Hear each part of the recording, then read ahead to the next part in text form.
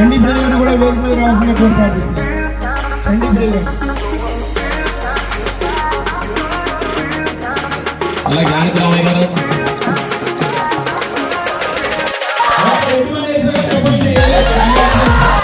అల్లరి మోకరు ఎవరైతే ఉన్నారో వాళ్ళ యొక్క ఆగడాన్ని అరకట్టడానికి ఏ విధమైన చర్యలు చేయలేదు గత వైసీపీ ప్రభుత్వంలో. ఈ సంవత్సరంలోనే తప్పు చేసి మహిళల పట్ల ఇబ్బంది పెట్టినా, సమాజంలో ఎవరికైనా ఇబ్బంది కలిగించినా వారించాం. మారకపోతే వాళ్ళని ఏ విధంగా బెండు తీయాలో కూడా తీసే కార్యక్రమం కూటమి ప్రభుత్వం తీసుకుంటా ఉంది. ఎవరి కోసం మాకు వ్యక్తిగత కక్షలు లేవు, గొడవలు లేవు. దేనికోసం ఇవన్నీ? ఒకటే ఆలోచన, ఈ నగరంలో మహిళలు సురక్షితంగా ఉండేందుకు కూటమి ప్రభుత్వం ఎంతటి నిర్ణయమైనా తీసుకుంటుందని సందర్భంగా తెలియజేస్తా ఉన్నా. మహిళల యొక్క సంరక్షణ కోసం, సురక్షితంగా ఈ నగరంలో ఉండడం కోసం, వ్యాపారస్తులు ధైర్యంగా వ్యాపారం చేసుకోవడం కోసం ఈ నగరంలో కూటమి ప్రభుత్వం ఎంత నిర్ణయమైనా తీసుకుంటారు. మిమ్మల్ని అందరినీ కోరేది ఒకటే, సంవత్సరం అయ్యింది, సంవత్సరం అనేకమైన కార్యక్రమాలు చేశాం, ప్రజల్లోకి వెళ్ళాం. మొన్ననే గౌరవ ప్రధానమంత్రి నరేంద్ర మోడీ గారు జిఎస్టి సంస్కరణలు తీసుకొచ్చారు. ఆ సంస్కరణల ద్వారా మన ఇంటిలో పేస్ట్ మొదలుకొని, సబ్బు మొదలుకొని అన్ని కూడా ధరలు తగ్గినాయి. మోటార్ సైకిల్ ధరలు తగ్గినాయి, కార్లు ధరలు తగ్గినాయి. మధ్య తరగతి, దిగువ మధ్య తరగతి వారికి కావాల్సినవన్నీ కూడా ధరలు తగ్గించే కార్యక్రమం కూటమి తీసుకుంటాం.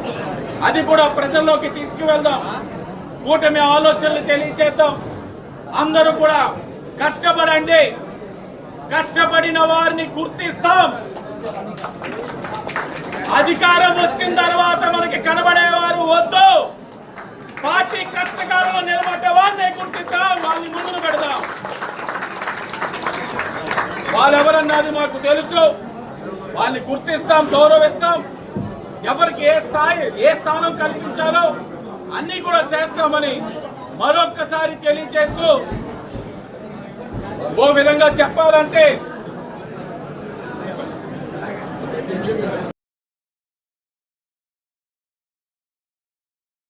దాదాపు శాసనసభ అయిన నాటి నుంచి మొదటి రోజు నుంచే కంట్రీలన్నీ తయారు చేసుకుంటూ మాకు సీనియర్లుగా ఒరే శ్రీని గారిని నన్ను ఒక రోజు పిలిచి, మీకు శ్రీని గారికి జయకారణ సంఘం అలాగే ఈ చౌటరీ కూడా మీ ఇద్దరికి సీనియర్గా ముందు నేను దీన్ని పూర్తి చేస్తానని చెప్పినప్పుడు చాలా ఆనందం పొందాం. అలాగే ఇవాళ ప్రతి విషయంలోనూ యువకులు ఏ విధంగా ముందుకు వస్తే సమస్యల పట్ల కానీ వారి అభివృద్ధి పట్ల కానీ ఏ విధంగా ఉంటారో మనం గతంలో చూసాం, ఇప్పుడున్న మన శాసనసభ్యుల్ని చూస్తున్నాం. ఏది ఏమైనప్పటికీ ఈ కూటమిలోని వ్యక్తి నుంచి కుమారుడు వరకు ఎవరు మరణించినా ఇది ఒక పవిత్రమైన ప్లేసు. ఎందుకంటే కాశీయాల్ని పితృదేవతలకి మనం ఏ విధంగా తర్పణాలు ఇచ్చుకుంటామో ఈ ప్రాంతంలో నేను నిన్న 4 రోజులు బట్టి ఇక్కడ చూస్తున్నాం. బెంగళూరు, ఢిల్లీ నుంచి కూడా వచ్చి ఈ యొక్క ఈ ప్లేస్ లో పుణ్య కార్యక్రమాలు పితృదేవతలు చేసుకుంటున్నారు. మరి ఎమ్మెల్యే ఆదిరెడ్డి శ్రీనివాస్ గారు ఏ నమ్మకంతో అయితే మాకు పదవులు అప్పచెప్పారో వాటిని చాలా బాధ్యతగా చూస్తూ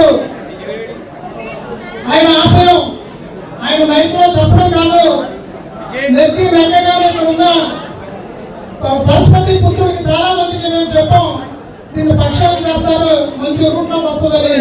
మరి ఎక్కడ ఇది సొంతలో మేము తిరిగినప్పుడు ఇవాళ పక్కన దిగిన మేమైతే కొన్ని మర్చిపోయిందని అన్ని గుర్తు పెట్టుకొని ఇవాళ సక్రమంగా ప్రతి కార్యక్రమం చేస్తున్నారు. వారికి ఈ ధర్మకర్తల మండలి తరఫున శిరస్సు నుంచి వారికి కృతజ్ఞతలు తెలియజేస్తూ ఈ కార్యక్రమం చేసిన మీ అందరికీ నా హృదయపూర్వక ధన్యవాదాలు సమర్పిస్తున్నాను.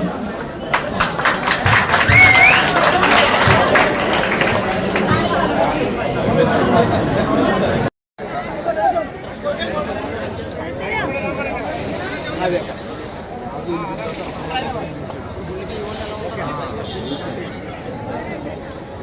ఎక్కువ